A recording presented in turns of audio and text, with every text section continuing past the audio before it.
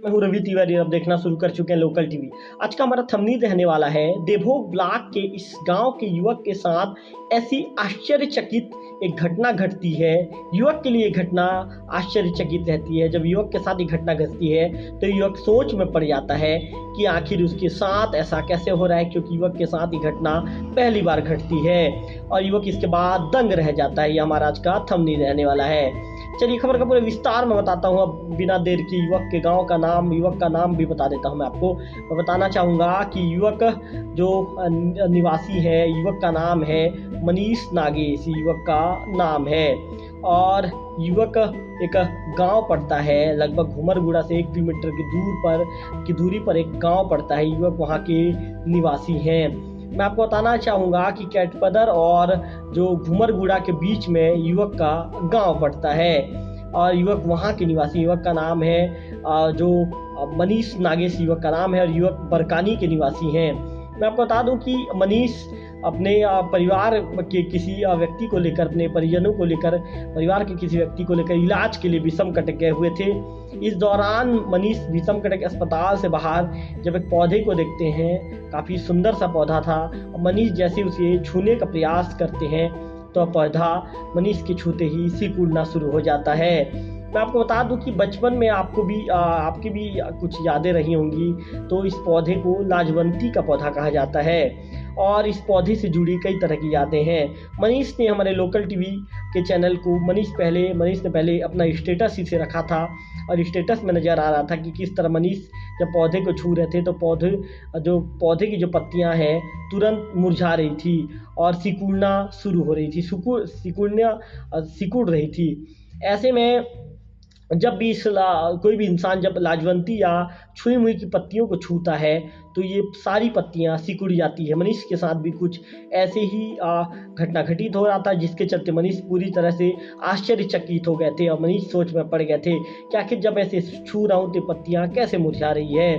तो आखिर मैं आपको अब पूरा विस्तार मैं आपको पूरा विस्तार इसका बताना चाहूँगा और पूरे खबर के साथ मैं आपको बताना चाहूँगा कि आखिर इस पौधे के साथ होता कैसे है, ये पौधा कैसे सिकुड़ जाता है। इसके विषय में थोड़ा सा विस्तार में आपको बताना चाहूँगा।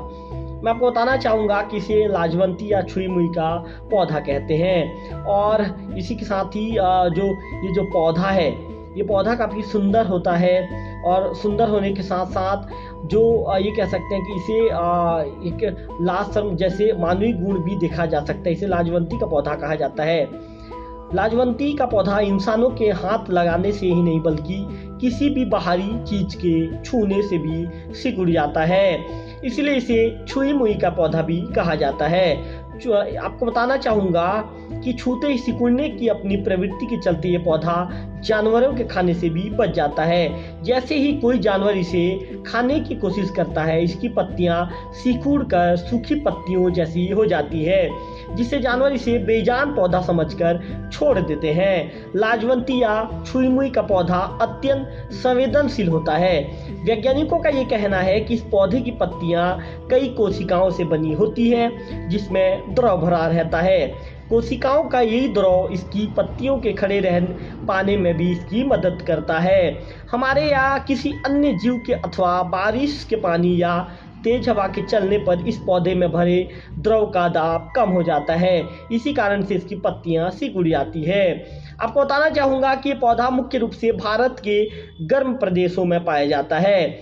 इस पौधे को टच मी नॉट प्लांट भी कहा जाता है। बारिश के मौसम में इस पौधे में बैंगनी, गुलाबी व नीले रंग के पुष्प उगते हैं। अपने शर्माने या लजाने के स्वभाव के अलावा इस पौधे को इसके कई औषधि गुणों के लिए भी जाना जाता है।